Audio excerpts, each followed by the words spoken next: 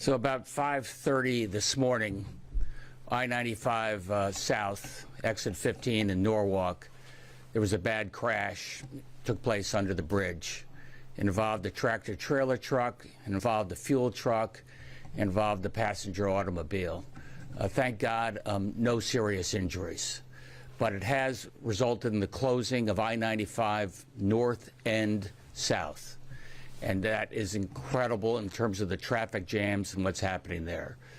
Here we are at the Emergency Operations Center. They've already sent out a text alert to everybody from Portchester to Bridgeport, stay away from that area. We've given a notice to all the trucking companies and others, take I-87 if you can, or I-84 as alternatives. I-84 is an alternative. Rail is going, or good day to work from home if you have that opportunity. What we're doing right now is we got Renell Higgins here, and what we're doing with the state police, it's going to be a couple hours to investigate exactly what happened in this accident. You know, there we've got Eversource down there in terms of utilities, and we're also looking at structural damage to the bridge. These are three pieces we have to get clarified before we can figure out what next steps are, how and when we might be able to open up I-95 in one direction and see what the timing of that is. They'll be here to, you know, relay that. I can just tell you that I have talked to Secretary Pete Buttigieg, called immediately, the Fed standing by, Mayor Harry Rilling down in Norwalk, and what they're doing. We got the operations center set up there.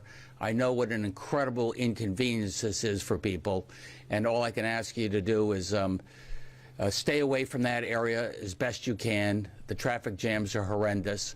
We're on this right now. We're going to have a real update within the next 3 or 4 hours, say at 1:30 or so. We'll know at that point in terms of utility wires and structural, and a better idea of how we can proceed from there. With that, I'd like to introduce somebody you know, Paul Rizzo, who's chief here at Highway Ops, to give you a further update.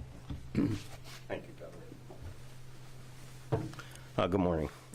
As the governor stated, traffic is really a nightmare down there, so we encourage the public to avoid the area, utilize I-84 up to the Mass Pike as an alternate, also use public transportation if possible.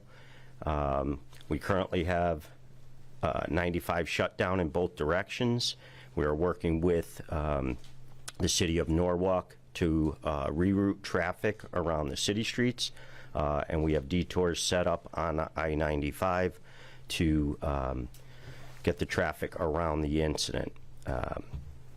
ctroads.org is live traffic information that we encourage the public to use.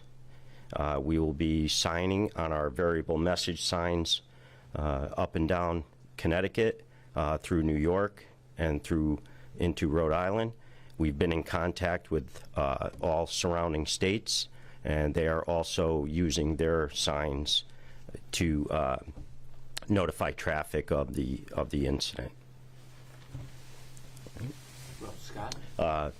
Introduce Scott Hill. He's the chief engineer for the Department of Transportation.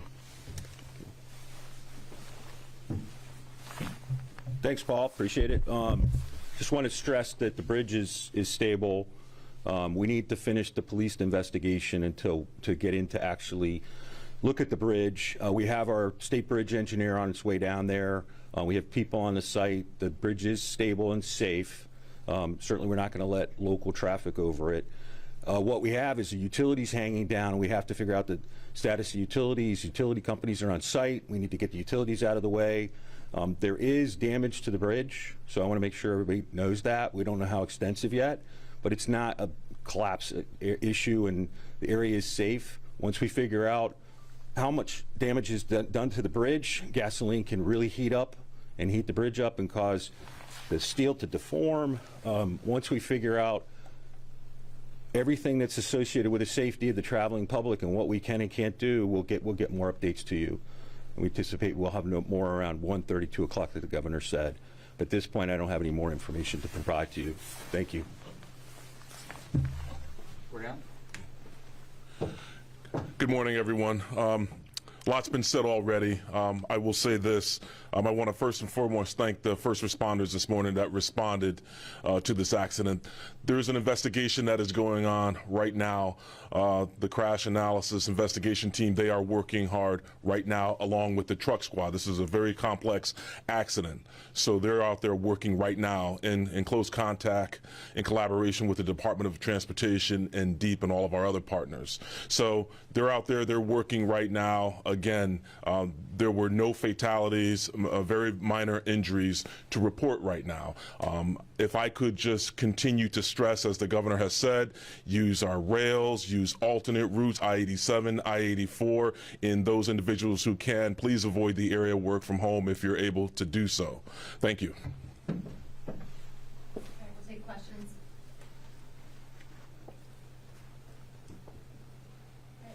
Thanks, everybody. Quick question, Governor, if you don't mind. You know, the catch basin system runs along 95, will drain to the Norwalk Harbor. I guess the fact that one of these tractor trailers had 8,500 gallons of gasoline, and how big is the concern that some of that runoff, the oil, the gasoline, could eventually end up in the harbor? You guys want to take that? All right. Director Turner can take it. Yeah. Can I address that if you want? Thank you. Good morning. My name is William Turner. I'm the State Emergency Management Director here in Connecticut. Our Connecticut Department of Energy and Environmental Protection, the State Hazardous Response Team, is on site as well as the local hazmat team. We know there's 8,500 gallons of gasoline on the tanker. About 6,500 gallons have either burned off or run off, as well as the foam that was used to suppress the fire. That has gone into the Norwalk River, so there's a separate hazardous materials operation to contain that and do a cleanup. So there's a booming operation underway along the Norwalk River to contain and clean up that material, as well as vac trucks are standing by on site to offload the remaining gasoline that remains in the tanker truck. And sorry, what agencies are dealing with that cleanup right now in the river? So it's the local hazardous response team, as well as Department of Energy and Environmental Protection, as well as their contractors that they use for the cleanup and mitigation. So. Do we know how many people were in these three vehicles? Right now, I'm not sure of that answer. Yeah, we'll have to follow up on that. So, Thank you. Any other questions? Thanks, everybody. All right, thank you. So.